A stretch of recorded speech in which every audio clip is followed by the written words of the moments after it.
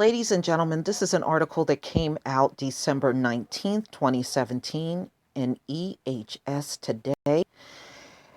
More and more people are dying on the job in America, and it's not just injuries. They are dying on the job from drugs and alcohol more now than ever before. And this is trending across the nation.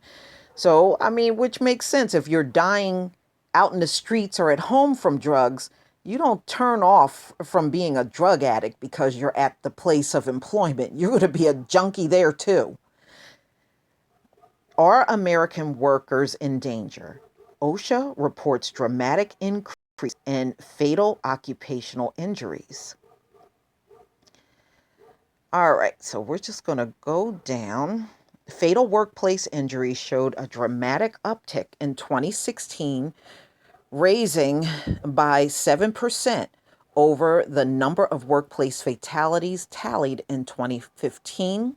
The fatal injury rate also increased from 3.4 per 100,000 full-time equivalent workers in 2015 to 3.6 in 2016. More workers lost their lives in transportation incidents than any other event in 2016, accounting for about 1 out of every 4 fatal injuries. Workplace violence injuries increased by 23%, making it the second most common cause of workplace fatality. The December 19th report also showed a number of overdoses on the job increased by 32% in 2016, and the number of drug-related fatalities has increased by at least 25% annually since 2012. Today's occupational fatality data shows a tragic trend with the third consecutive increase in worker fatalities in 2016, the highest since 2008. American workers deserve better, says Lauren Sweat. Okay, OSHA will work to address these trends through enforcement, compliance, assistance, education, and training and outreach.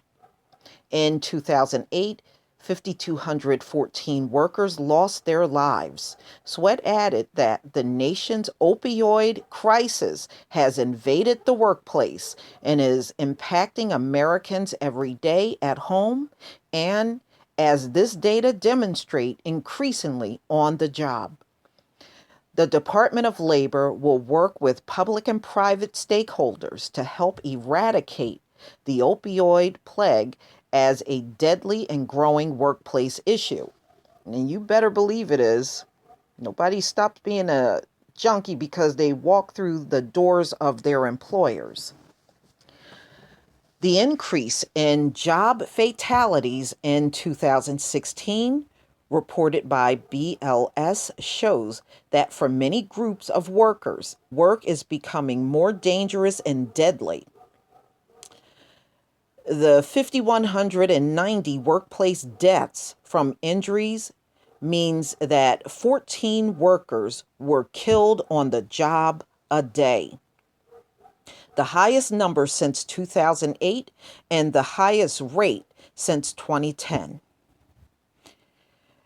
All right, so industries where OSHA and MSHA focus resources and attention, fatality rates declined or remained stable, but that job fatalities are increasing in the growing sectors of the economy, including healthcare and food services, which receive little attention and oversight from workplace safety agencies.